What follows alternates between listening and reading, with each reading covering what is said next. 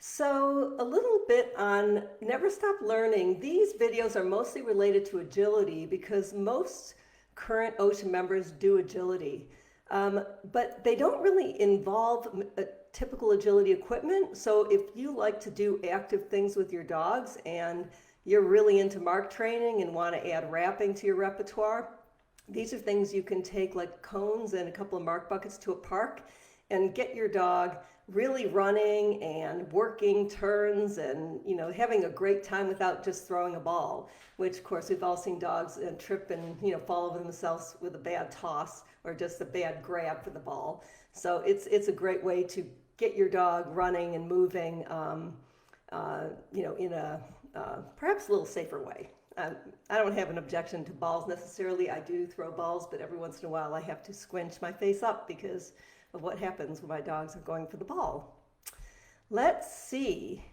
And for those of you who are not involved in agility, some of my new courses will provide you with some options for getting involved if you want to. And I think I talked about it last week, so I don't want to repeat myself. So let's see, let me just catch up. Sandra's saying, great, this course has been eye-opening for me and reaffirming in many ways. I'm really interested in the membership. Excellent. Yeah, and that, Ocean is really about expanding our consciousness, expanding the way we think about dog training, and, prioritize aspects of dog training. So that is the key thing with Ocean. That's why these modules get rolled out over the course of 6 weeks instead of just giving you everything. Because I think it takes some time to digest each module before you move on to the next, and you need time to experiment with your dogs and these concepts to see what is true for you and your dog, because there's no one truth when it comes to dogs and humans and anything, right? Where everybody is unique experiences, unique genetics, all of that. So yep, that is why it is the way it is. Oh, hi Heidi. Happy you're here too. So if you haven't already had a chance to, new people you won't until you get access to the membership, but the distance Zoom meeting is now live. And Phil brought up a really interesting point, talking about, he didn't use the term ring nerves, but I'm going to call it ring nerves because there's two types of excitement, or I'll call it hyped upness. I've experienced both. The first is nervousness, so I would refer to as ring nerves, and that's what I felt for many, many years at the beginning of my agility career. So anyway, back to ring nerves. So there's that nervousness that kind of makes your hands shake and you might feel like negative butterflies in your stomach. And when I have those kind of experiences, I have learned to notice and get curious about it, and just, it's not like you're going, I don't want to feel that way. It's more like, oh, I'm feeling nervous, and just going, yes, what does this nervousness feel like? Oh, my hands are shaking, my heart is beating. I'm feeling like I need to do something really fast, and all of that. That is a meditative technique of getting you into the present moment. And sometimes that alone, by just kind of being curious about that experience, is enough to break it off in a weird way and transform it into something that's a little bit more useful. But the question I have for myself after runs and when I've felt really nervous is why? What is it that I was nervous about? And I usually come up with a reason. Like one of my shticks is I feel watched. I feel like somebody's going to judge me. And yeah, that may be the case. I mean, that's why I didn't teach for years and years. I didn't want to be judged as a teacher because people like to watch the teachers run.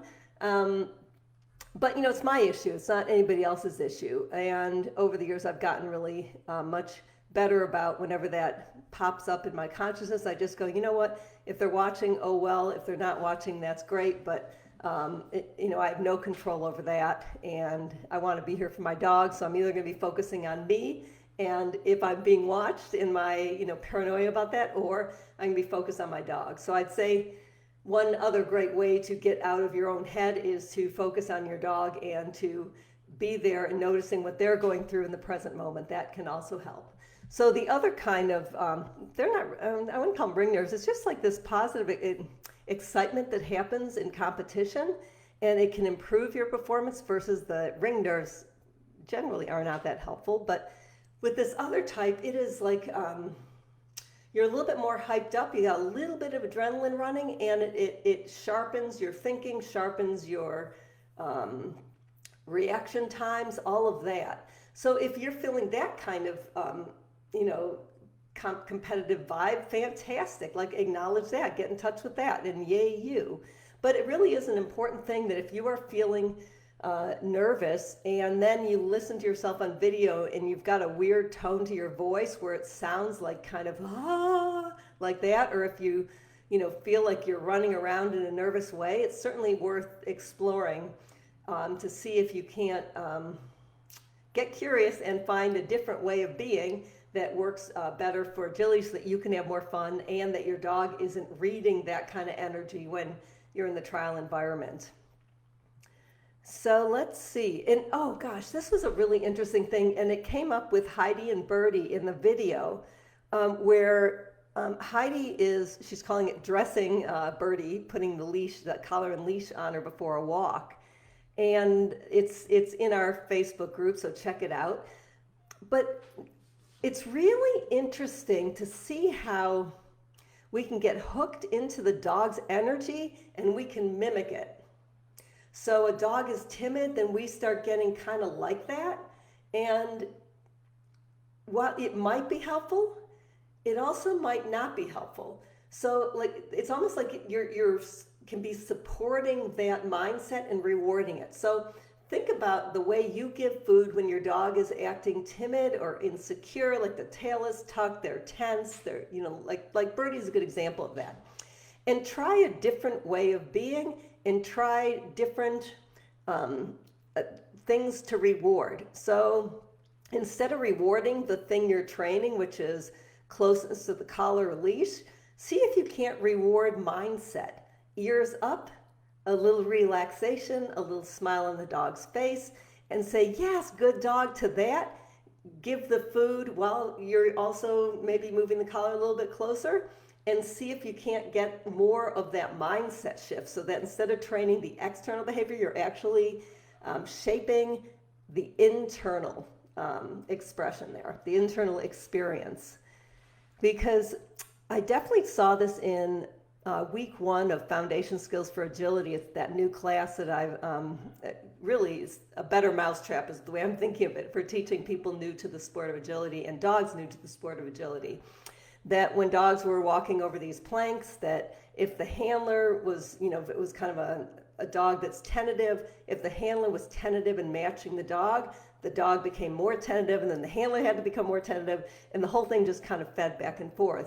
Versus when I, said to the handler, and I gave an example of, you are just walking, you are like showing we are going, versus, like, ooh, are you okay? Are you doing this thing? So again, it's not focusing on the behavior, which is the dog walking over the plank. It's more focusing on the mindset of the dog of, we are going. And as soon as the handler shifted on that, all the dogs shifted as well. And the distractible dogs, boom, got to work. The handler was focusing forward, the dog focused forward. The dogs were a little bit more timid and looking down under their feet, going, what is this? As soon as the handler got more confident, the dog went, boom, looked ahead, went more confidently, offered the behavior. So that is kind of the Ocean way. And really it's a way of connecting with compassion. Doesn't necessarily look like, a hug, right? So with Birdie, it will be interesting to see if Heidi can evoke a more confident stance and, the scenario. And I gave her some ways of, working with the collar clicking and, some specific things that might be turning Birdie off, or that she may have developed a response to that you need to break. But just kind of doing a more, we are doing this thing. Like anytime Dakota goes into the vet, because I can't go with him anymore, I just tell the person who comes for him, I said, take on the vibe of, we are going inside. Because if you ask him, would you like to come inside, in your tone, he's going to go, no, thank you. I'd like to go back to the car. And he will turn around and pull towards me with the most pathetic face, so sad, and he's so small. But if they just go, we are going, and they'll often say the word, and they just walk, he just walks, doesn't look back, boom, he's in the door. So it's a really good example of that. Actually, I should videotape that. It's really quite fun. Although probably by me videotaping, it would change it, but maybe I'll do it anyway. So let's see. And I think I shared this with Birdie, but I'm going to say it in case I didn't, because now I'm thinking maybe I didn't write it in Facebook, but I just wrote it in my notes about this Q&A. So I wrote how the handler's thoughts and energy level influence a dog. The we are doing this versus, oh, you are feeling timid. Let me, help you. Let me be with you in this timid feeling. And really, the point I wanted to make is our intention matters, that we're not demanding or trying to get our dogs to do this thing, but rather we're leading by example. So, and it really is easy to get sucked into letting the dog lead us by example. So I did talk about rewarding the timid dog, luring versus letting the dog choose to be brave. And I wrote, when you put a treat on the floor near the collar, Birdie creeps in to get it and gets it while she's in the timid mindset. She does better coming in the second time, but then you're moving the leash towards her versus her offering to move the leash towards the leash, and she's getting rewarded again in a timid mindset. Once the leash is on, she looks relieved to be done with the ritual. So I think there is much to be explored, Heidi, and I think you're going to have some great insights by working with this dressing of Birdie. So please keep us informed.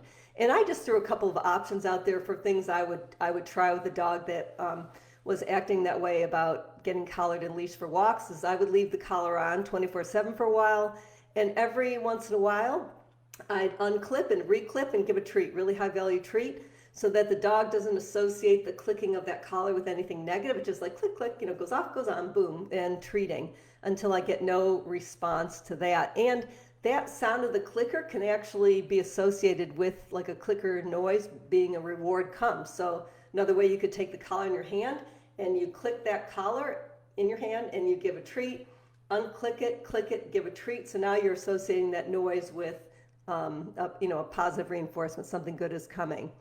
I'd also check and see how she responds to a box clicker that has a very sharp noise and see what she thinks. I mean, my dogs respond very differently to box clickers than button clickers. The box clicker is arousing, so it would be interesting to see if this is noise related more than tactile or more than situationally related. And this shouldn't be hard to figure out because you just isolate each thing, like see if you do the leash game on your bed, if you get something different and part of it situational, part of it environmental, and if we do the clicking thing, not even around her neck, like, hidden so she doesn't see the collar, and that's a response. It's just kind of fun to figure out which element is it or which elements, multiples might it be. Let's see. What else did I have? And then, once she's fine with collar clicking on and off, get a leash clasp and just click it on and off her collar. And with no leash attached, or, start with your hand, that kind of stuff, and just figure it out. What is the thing that's bugging her? Because it's probably not everything that's bugging her. So anyway, I am very curious to see how you go with that, because it's a really nice opportunity for you to, observe your dog and to solve interesting riddles, right? This is an interesting riddle.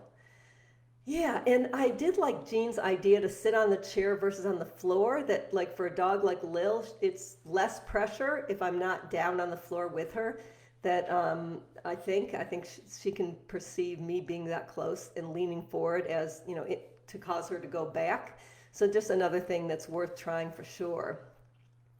And let's see. Oh, that was a great thing that Warwick Schiller said this week. This is a new topic. He was talking about somebody, or maybe the guy who was interviewing was talking about, there was somebody who reached a black belt, level 1 in some martial art. And when they went to the black belt level 2 training, they expected to be, doing more advanced stuff, because up until that point, it had been each time you get to the next belt color, you go into a more advanced skill. But what black belt level 2 was was starting over again with black belt level 1 eyes. And I thought, that is perfect. That is what Ocean provides, is an opportunity to begin again with a new perspective, a new mindset, and new eyes, so that we're seeing things in new ways. And it really counters that feeling of, the frustration we can have if we feel like we have to start over and over and over again. And that is a common problem if you're thinking in terms of external progress. But if you're thinking in terms of dog's mindset and overall experience, then meeting your dog where they are, is a logical thing to do. And to try different things, given where your dog is at, is the logical thing versus, trying to proceed with training. And this brings to the point of Tachi and recalls. And Britton's been posting a fair amount this week.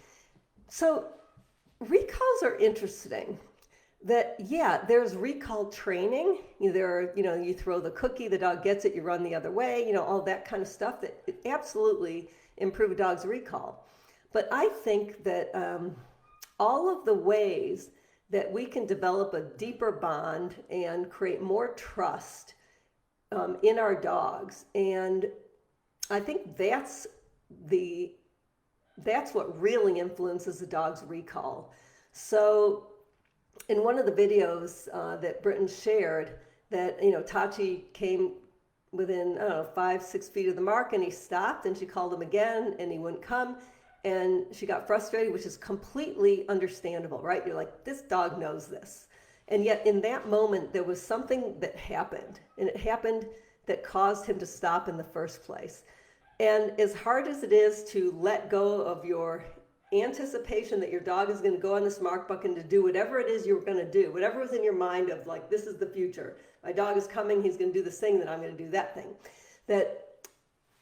that blinds us to seeing really what's happening in the present moment. So what I asked Britton to do is to study that video, watch it over and over and over, just focusing on Tachi before the moment he stops, and to try to think about what caused that moment of pause. He was moving towards you and he stopped.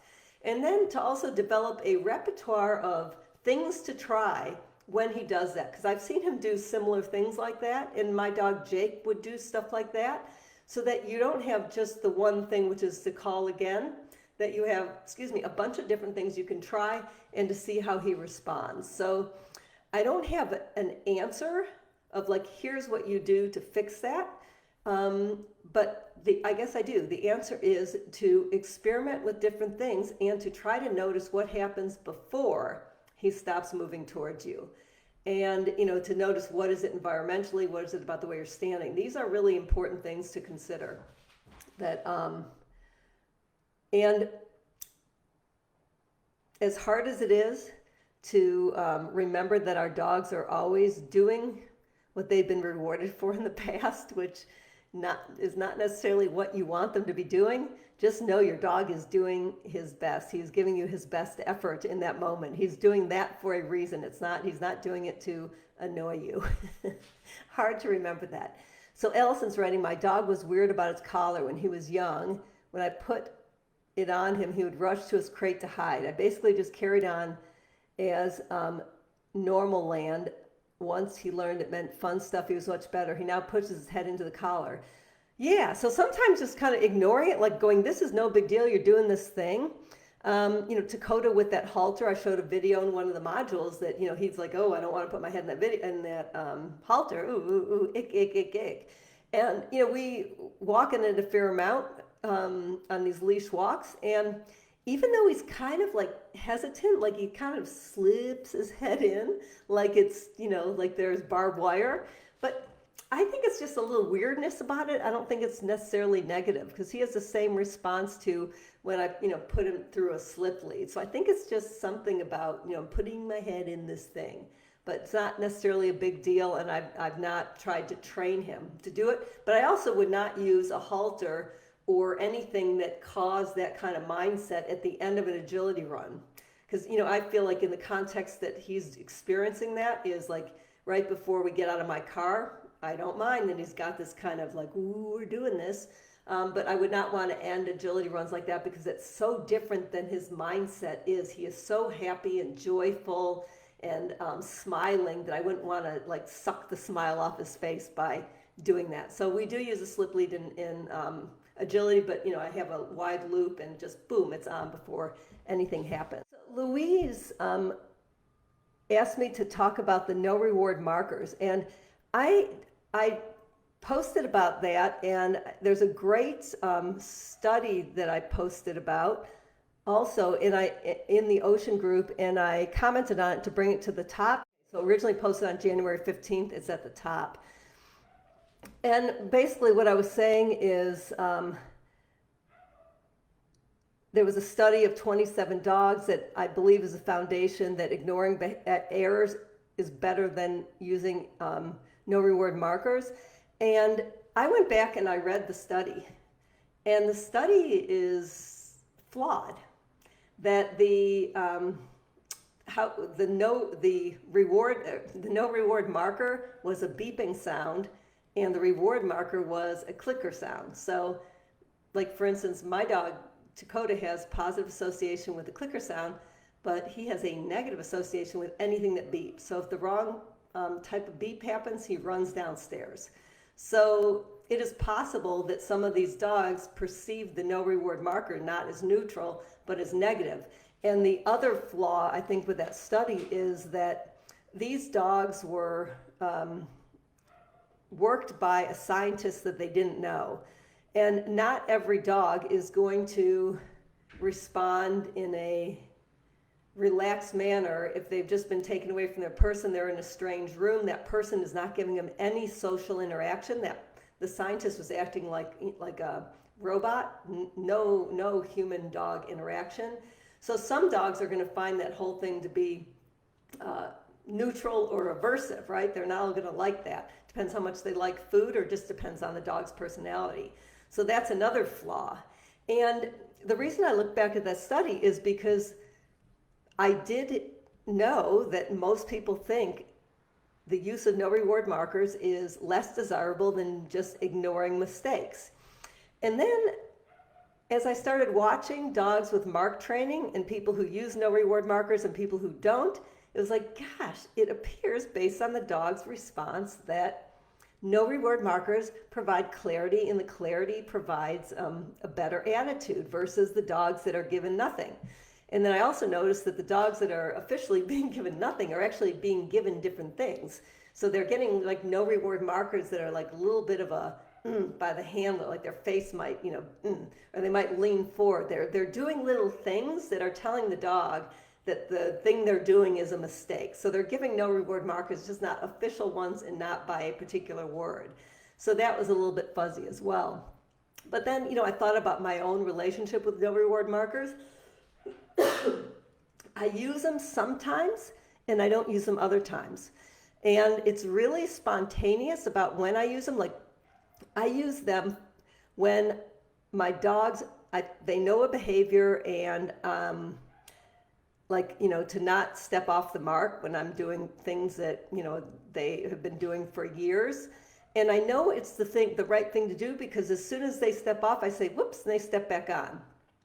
I would know it's not the right thing to do is if my dog, every time they hit that mark, they start stepping off, they hear whoops, they go back on. So now it's basically the dog goes, I hit the mark, she says good, I step off, she says whoops, which means good, and then step back on, and she says good. So the whoops becomes not a neutral, it's not you're not going to get a reward. The whoops is just one more cue to step back on. So if we observe our dogs, we will know if our dog thinks that a no reward marker is something other than what we think it is. And Louise, if you have anything specific that you want me to get into, I'm happy to talk about it, or if you want to post a video of your dog. But I also know that when people have the negative marker words, that the dog will express that it's not neutral, it's a bummer, it's a negative. Or when people use no reward markers before a dog knows the behavior, that doesn't make sense to me. That what I'm doing when I'm teaching a dog a behavior is I'm making it really easy for them to do the right thing, hard to do the wrong thing, until I think they know the behavior. And I'm not going to be giving a no reward marker in that context, because I want my dog to guess a little bit, and I want them to feel comfortable guessing, and I don't want to be micromanaging at the early stage. So if my dog early on steps on a mark, I'm slow to give my reward, and so the dog steps off before I have the chance to stuff the food in the dog's mouth that would have kept him up there. I will perhaps stuff the food in the dog's mouth in such a way that he steps back onto the mark, and call like little fault on myself, like don't do that mistake, like be a little bit quicker with this dog just learning this behavior, because he doesn't know stay yet, that he hears good dog and he wants to get off and come get the treat. So I hope that covers what you want. And let's see. Okay. Heidi's saying that is so helpful. Fantastic. Well, I really do hope you follow up with us. And there is a lot of information, right? There's just tons of different ways to think about things. And for people who are posting in the group, thank you, because you are providing the material, right, for us to talk about implementing ocean principles in different ways. So I come up with the ways that, happen for me and my dogs in my life, but there are, all of us with all of our dogs, and different things are going to come up in different ways.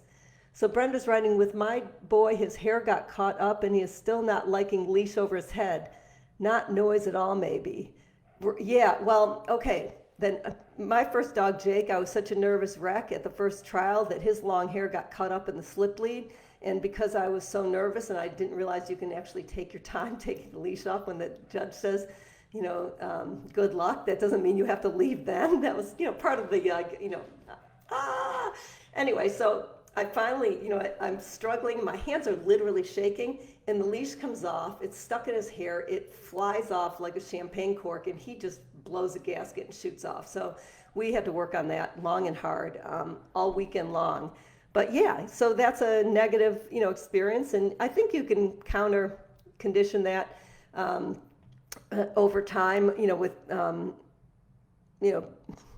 like I did with Jake. I mean, I just made sure that didn't happen again. I took my time. I also used a different style of leash, and I made sure it was on the top of the fur when we went in the ring versus, letting it be under the fur. So there's lots of things that I learned from that one situation. So yeah, Brenda, I would agree. It sounds like no noise at all. So let me move on to, Louise posted a video of Freddie at his agility class, and I absolutely love the use of mark buckets here. The thing I would do with him is not too many repetitions of the same thing. So the way you can create more variety with even one or two mark buckets, but even one, that if you think he needs a reward on every single mark, I like that you're walking by the marks and coming back. You can just back up and give that treat. You can tell him stay again, because it will be hard for you to walk away. Then release him to heel position to you, or release him to front, or release him to a thrown piece of food. And other times go back and forth between the marks. Sometimes walk towards the second mark, call him to heel position, reward, then send him forward. So get really creative and spontaneous. And I think that's going to keep his attention, because I think that just the repetition of we're going that mark, and we're going that mark, and we're going that mark, and we're going that mark, and you're coming in and rewarding the same way every time, was not as mentally stimulating as having more variety. And this module, Never Stop Learning, is going to be perfect for that, because you're going to be seeing more ways to mix up what you can do with even one mark bucket or even two. So if that didn't make sense, it will make sense when you see these videos. So thanks for sharing that. And another video that was pulled up by somebody commenting from September was the topic of stress. And I showed this video of the first time that Dakota was in an arena when we moved to California. We hadn't even moved here yet, but this is the local NADAC site. And there were really loud barking dogs that oddly, he was the last dog, because he was the only dog jumping 20 inches. So by the time he was in the ring, it was over. But prior, the 16-inch dogs were the big barkers. And I had never experienced him the way he was at that trial, but because of the barking dogs, he was visibly nervous. And the way he acted in that ring is a way he has never acted since, because I didn't flood him with the barking dogs. I took time off and brought him back and did things to help him gradually get used to these dogs. And over time, he did get used to them, and over time, they became less barky for some reason. The sight was never as bad as it was this one day. Or maybe I remember it worse than it was, and it was never as bad as I thought it was. Who knows? But anyway, the point of this video is to show how what might look like, the handler error. Oh, she was not supporting her dog. That's why he did it. Or that dog does not have a good contact performance. That dog doesn't have good obstacle commitment. So you could be on the sidelines saying all of these things, and based on what you're seeing, you absolutely could be right. But in this case, you wouldn't be, because what was going on is Dakota was stressed. He was above a good working state in terms of arousal, and it wasn't like positive excitement, it was negative arousal, and he could not perform. So the way I'm handling is the way I normally handle, and he would not pull off obstacles. But the thing is, I see dogs that look like that at every trial, and the person will come off and they'll say, why did my dog not take that jump? Or why did my dog blow his contact? Or all these things, and people will give those reasons like, oh, you were late, or oh, you turned your arm, you rotated your body, you were late, you were early, blah, blah, blah. The person goes back and practices a gazillion contacts thinking their dog has a contact performance problem, when in fact their dog had a mindset like Dakota.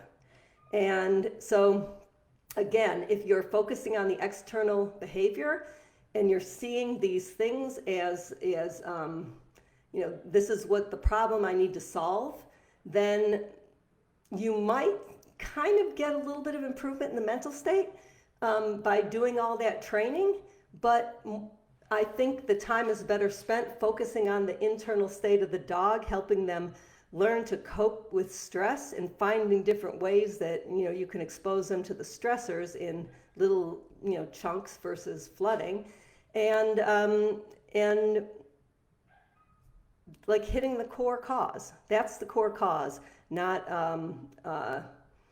all the other things that look like the core cause. So this is the tricky part. Your brain will look at something, a dog will do something, and you'll then go assess that the handler was late, the handler was early. And yes, that is very believable, but it's not always true. So this is the kind of funny thing, that if you really are in touch with your dog when you're trialing and training, instead of consumed by your own feelings of like I'm nervous, I can't remember the course, people are watching me, all those things that take you out of the present moment and into your head about into your head, that you're just now all about yourself, that you are not going to be connected to your dog to notice what they're experiencing. So not only are you doing yourself a favor by working with these internal issues in new ways, but you are doing your dog a really big favor. So let's see, what else did we get into this week? Kay Lawrence wrote a great short blog on the topic of touch, which I posted. I just thought that was really beautiful. And, I know people who say that, the reason, some dogs don't like touch is because, they just weren't exposed to it, and they, it was never used as a reward, and blah, blah, blah.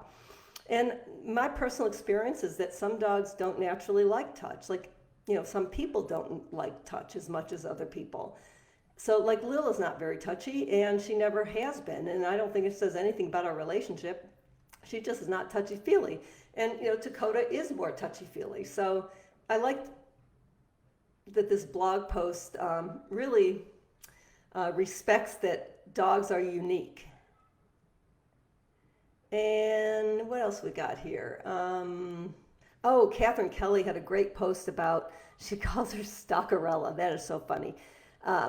So Cap is this young, amazing border collie. She's such a sweetheart dog. And Catherine is a really skilled dog trainer and behaviorist with a long history of dog training, positive reinforcement. And so Cap, has been really stalky around anything moving, and she's even watching before things are appearing, waiting for them to appear so she can stalk them with that border collie eye. And so, Catherine and I have been chatting about this because Dakota had a similar problem. But the difference is, because I've seen Cap in person now, is Dakota would go out of that stalking mode when there was nothing happening, and he would go into it when something would appear, for the most part. But for the most part, not, sometimes he's always in that stalk mode. But Cap was pretty much always in the stalk mode, waiting for something to appear. So what Catherine's playing around with in the video she shared is doing a little bit of mindset work. So this is just this, she's going to try different activities to do in the front of her house where there are far fewer cars and there's shrubs and stuff that will block the view in some way. So it will be, not full view of these things whizzing by. Just to start experimenting with Cap and mindset. What things can Catherine do that keeps her from going into that border collie instinctual mindset? And, that's what I did with Dakota. And over time, I don't know if it had anything to do with what I did or if he just became an older dog or just became, after a year of doing this, he realized cars go by where we live now because we live where there's more cars, and he got used to it. So anyway, I look forward to seeing how Cap progresses as well because, Catherine's got a really good handle on that this is, instinctual. This is not a negative thing. This is part of her dog. And really the problem isn't with the dog. The problem is with the environment, right? If there were no cars, Cap would have no problem. So the dog has no problem. It's the cars that are the problem. And Margaret had asked how I transitioned pivoting with a dog between my legs to pivoting in heel position. And this is a way, I train pivot independently like Sylvia Turkman does, and then you just throw yourself in heel position. The dog is pivoting independently, so they bang into your side, and there you have it, and you just do more of that. But I think this is a really simple way, especially for dogs that learn to be pushed away, to pivot on a mark bucket, by the human pressure. This might be a way to erase that if you want your dog to swing their butt into you, into nice heel position, which of course comes in handy for start line setups, right? Gets the dog nice and straight. You can just pat your hip and boom, in they come. So I made a little video for that. And she posted a video of her dog, working. And, she was saying, oh, I had to lure him into the position. So what? That's really not what you're working on. For me, I'm working on the thing I'm working on, and all that other stuff is just like no big deal. Getting your dog into that position is fine. It's fine to lure, I think. So that's that. And I think, and then Alice and Remy making great progress on that, I'll call it the shuffling video. And because I have Australian Terriers, I know that the reason they leap off is because they don't know how to do it any other way. So Remy is learning how to control the descent through the similar body position as a dog stopping on a mark bucket without tipping over the bucket. And great progress, and really what Alice needs to do early on, which is now, is to not be running next to Remy, not be running the same speed as him. So either moving faster, slower, being behind, being in front, being lateral, versus running with him. That's the one picture I don't want my dogs to see, is us doing this thing together, because that is, I think, a hard thing to erase, and the dog won't be able to perform if you are 10 feet ahead or 10 feet behind or 20 feet lateral, because they're so expecting you to be right there in that picture. And the other thing that came up from these videos is mark bucket placement, which I made some recommendations, but also if you're using mark buckets for training an A-frame or for training the weave poles, your dog should be highly mark trained enough that stepping on the mark is rewarding, right? So that, saying good dog and coming over and giving a treat is like icing on the cake, but the mark bucket is rewarding at that point. And so you don't have to obsessively reward on top of the mark bucket for a behavior that dog already finds rewarding. And the benefit of using a mark bucket after the behavior you're really training, which is in this case the A-frame, is they go down the A-frame, they jump on their mark bucket, they feel so good about the mark bucket. One reward comes in, during this pause while they're feeling really good. So all that feeling good is being associated back into the thing you're training. So really keeping track of what is it that I'm training so that you know what is it that you're going to get really excited about and reward versus just rewarding the way you rewarded last week and the week before and the week before that. So really thinking about what what your dog needs to be, what they find rewarding, and what they need little icing on, or what you want to give them icing on. And the other thing that I would recommend with Alice is if Remy is showing independence and he's doing that thing with her a little bit behind, a little bit ahead, a little bit lateral, then I would he should automatically go to the mark without saying mark. You can say good dog, and you can release him forward and like throw, if you have a toy, throw it in your offside hand, or I wouldn't call him to you. So if he doesn't take if he doesn't like toys, then run in very happy if you're somewhere away, and then give him a treat and have a further party. So you're already with the toys, but a real important caution with the toys is if your dog has an over-the-top response or reactivity to toys that is not ideal for training, be careful that you don't bleed that onto your mark bucket. That I think it was Kirsty who was able to tug gently with her dog on the mark bucket, and that was a positive. But her dog has too high arousal with toys. So that just something to really watch and make sure that you're not having anything negative bleeding into your beautiful mark bucket mindset, which is going to be the thing that you're going to take to all the different things that you train. So just, again, being really mindful, observing our dogs like crazy, right? They're going to tell us everything we need to know about what to do next. In addition to making sure that we're understanding what is the behavior we're rewarding, and what is rewarding to the dog, as in the mark bucket, like I just said. So let's see, what else? And Catherine Kelly shared a great article and link about a nice healing meditation you can do with your animals. I actually have not done the meditation with my animals. I tend to meditate on my own, but it sounds really intriguing, and so definitely check that out. And what else? Poppy acts like Lil. I think that was Poppy who acted like Lil. Yeah, funny how dogs, you recognize your own dog in different dogs. And Jean with, like Snuggle, Muffin style Border Collie, who if they could, they would just suck right up your nostrils and be one with you.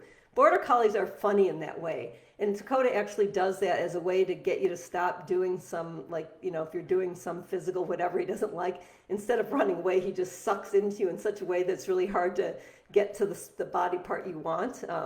So while the vets may think that he's snuggly wuggly, and they are very snuggly when they're doing it, but he could also be trying to avoid having them do what they're doing. But it sure beats running the other way. And there was also an article that a post about harness fitting. That was a great post. I don't remember who posted it that I found it through, but a fantastic article about that. And Louise had also posted about Freddie struggling with a new environment, and I definitely had some ideas about what to do, and I posted it there. I won't get into that again. I think that covers. And Morgan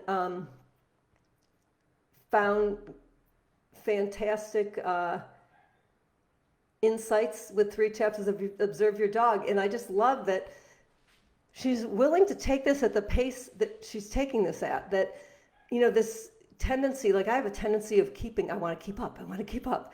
And it can be counterproductive if you personally don't have a lot of time to keep up, and if your dog isn't ready to move on. So I love that there's a few people who have said, hey, I'm working at the pace I'm working at, and that, I think Sandra's another one. I think it's fantastic.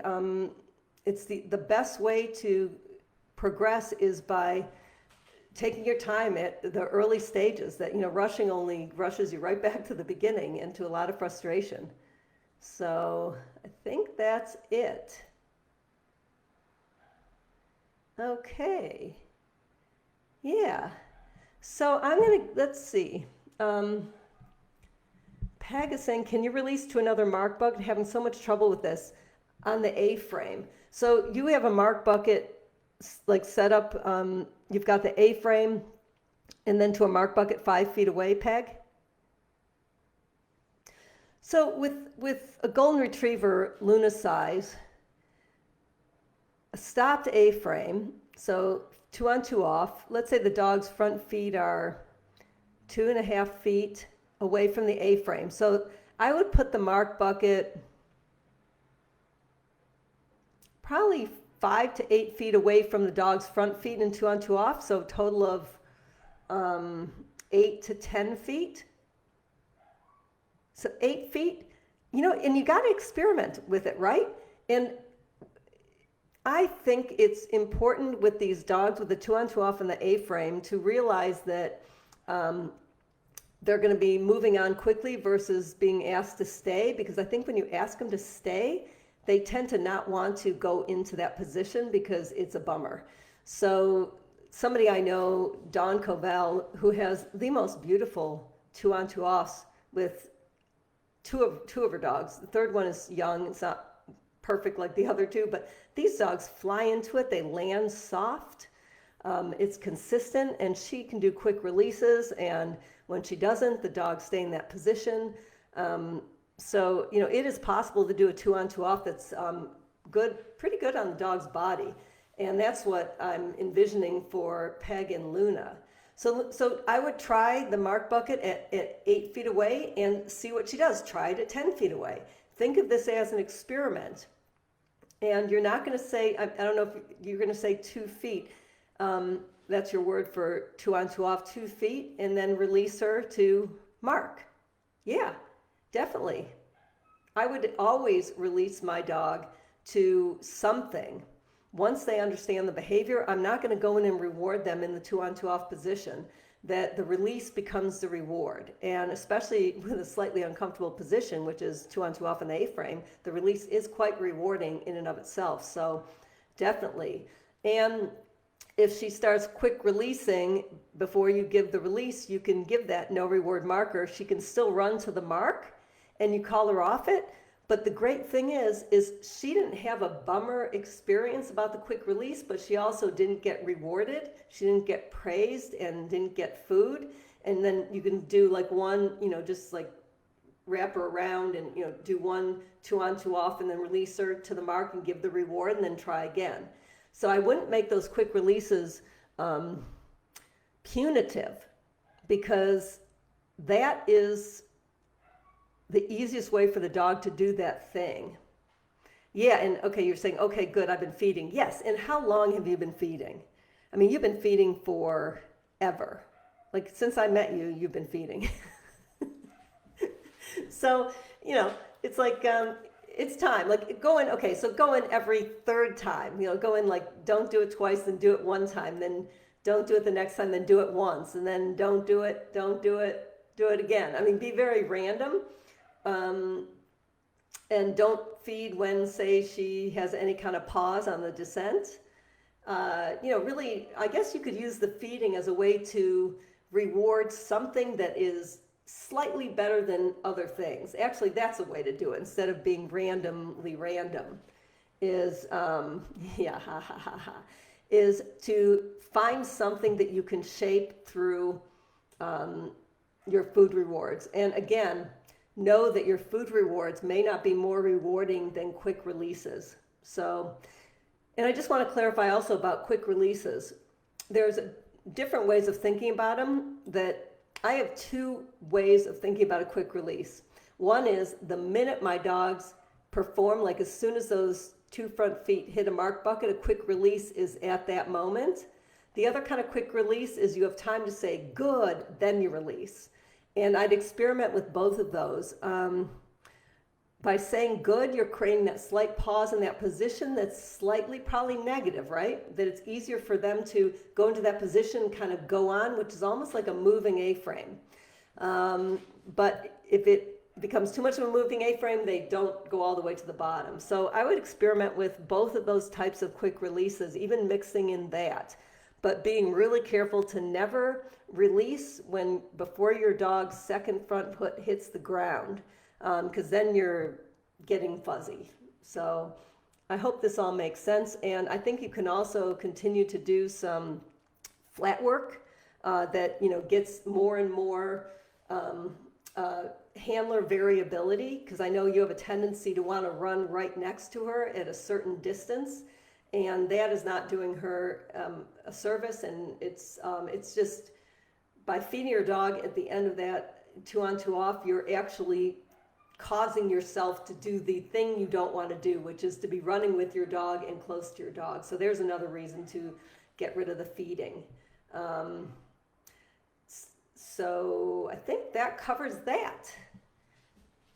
Yeah, contacts. The A-frame, I really do not like that obstacle. And it's unfortunate that it's part of agility. I think it's really hard on dogs' bodies. What can I say? So, but it's there, and it is what it is right now. It's 9 feet and 5'6". That is randomly what it is. So deal with it, Devorah. So I'm going to just hang out for some time and see if any other questions come up, because I think I've covered everything. And again, I don't want to bore you and go longer than we need to go just to go longer, right? An hour is already a long time. But I am really excited to share, the Ocean membership and all that is in it. And, once you're through the foundations, that you can start throwing out ideas for those customized coaching sessions. And they'll either be one-on-ones if you have a very unique issue that is only yours, or they will be in small groups, which have been really fantastic. That was an experiment I did, and I really like that format.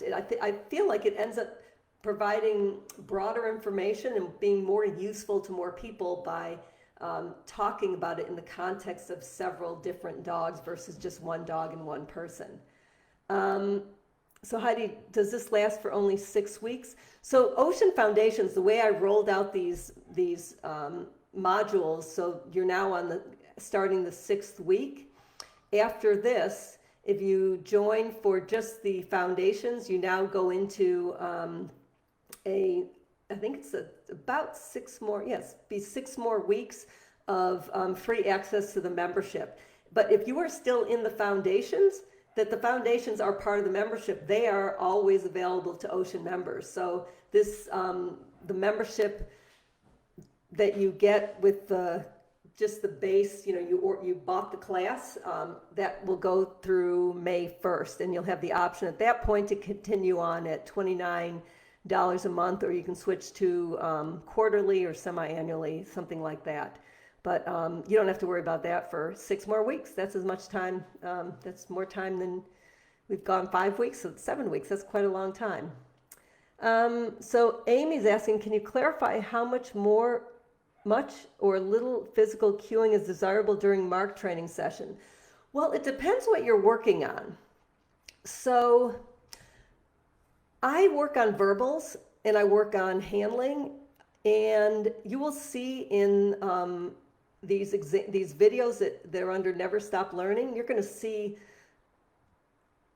physical cueing, you're going to see proofing. If you think about the mark bucket like you would about any kind of contact training, you'll probably have an answer already to yourself. So you're going to be, just like you'd cue, 2-on 2-off, you're going to want to race by your dog. You're going to want to send your dog ahead. You're going to want to, proof for handler motion, lack of motion, all of that. So if you want to post a video, Amy, about what specifically, you're asking, please do. So it all depends on what level your dog is at. Like at the beginning, you can't do handler proofing, right? Because your dog's not staying on. They're used to you being right next to them. So the first thing you're adding for the epic balance Usually dogs will offer to step on the mark bucket and release from it sooner than they will stay on it, right? Because the stay on it is a duration behavior, and static behavior, versus the other two are moving. So give me more information, or post a video and I will get into that with more detail. But I definitely like putting everything on all verbal, all body language, and then then I mix the two as needed or use one or the other. So I just figure the more ways my dog can show me that she understands the behavior I'm training, the better job I'm doing training my dog. So Heidi's writing, I might have not been reading the details, so feel free to direct me to some documentation. Okay, yep, you will get, I will be sending out an email in a couple of days that will give you all the information. So I can't recall off the top of my head if you signed up for just the foundations, which is 90 days access, which now gives you 6 weeks access into the membership beyond this coming week. So it's actually 7 weeks free access into the membership. If you sign up for semi-annual, you have 6 months. So all of that time left in the membership, and the annual members have 12 months total. So, but you can switch between anything monthly. I'm also offering quarterly now, whatever works for you. And Brenda's writing, I'll message you as my RV contacts are not going well. Running, I assume RV is running. I don't know what the V is. I remember you working on the box. Yeah, I want to hear about that. Because I have trained that method with a small dog, Lil, and was very successful. I used Dawn Weaver's method that a lot of people have now taken on, and I probably do have ideas. Running context, that is. Yes, Brenda. Don't private message me, though. Put it in the Ocean Foundations group, because everything is a learning opportunity for other people. And I love that one person's share can create insights for other people, whether or not it has to do with running context with them or not. So please share right in Ocean Foundations. Post it there. Heidi's saying, thanks. Amy's saying, I understand not to run with a dog, but what about hand gestures? So when I'm handling mark buckets, I'm handling them like I do any other agility obstacle. I'm handling the path, right? So I'm not handling obstacles. I'm showing my dog the path. So my hand gestures are going to be my hand gestures.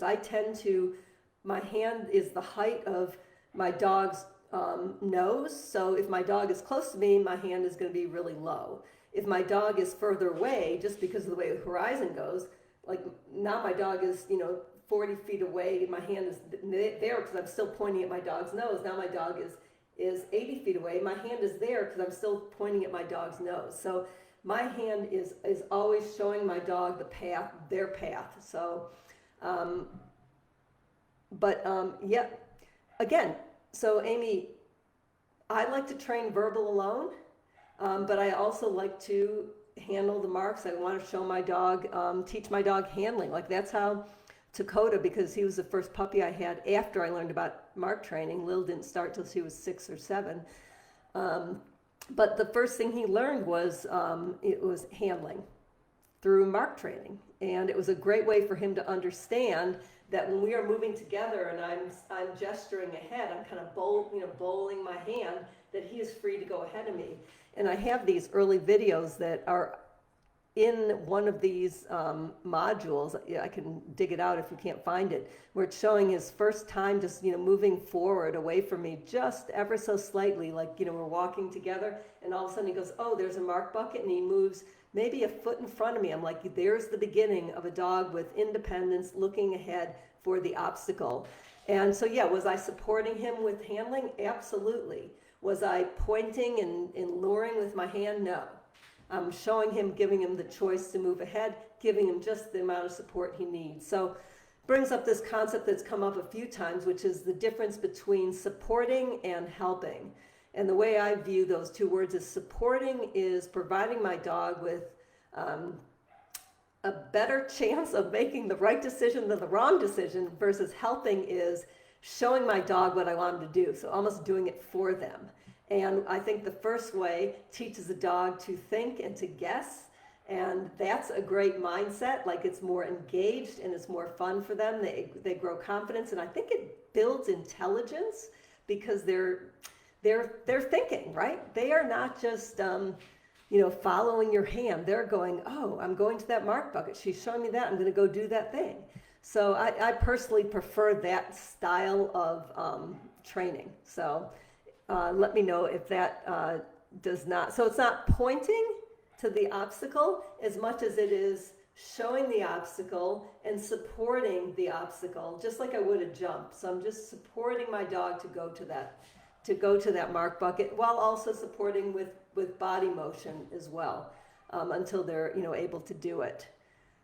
Okay, but in that way, mark training is like any other obstacle when we're talking about this external behavior of handling. So, okay, great. So Brenda's going to post stuff here on running contacts. That's fantastic. I've spent a lot of time thinking about contacts and jumping, and mindset, and everything. What can I say? I'm a border collie brain in a human body. Not so with the eyes, but otherwise, yes.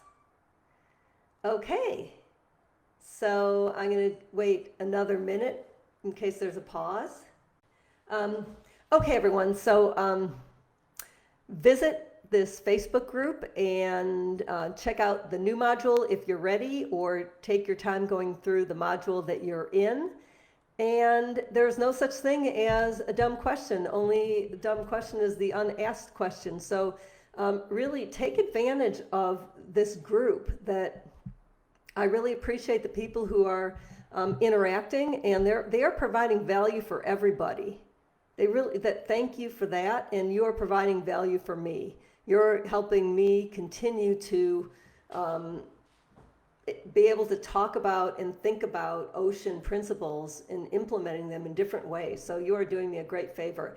And I'm super excited about everything I'm learning through these new dog trainers and new dogs in this foundations class for agility. And Peg is my DTA, which is fantastic for both of us because we both are coming from the same place of ocean. And these, gosh, it's phenomenal. I mean, these people don't know how good their dogs are doing and how good their dogs are going to be doing as a result of really training from the inside out. Their dogs are getting fantastic opportunities to experience happiness and joy and confidence as their main objectives. So what could be better than that? On that note, I'm going to say goodbye and see you all back in ocean very soon, I hope.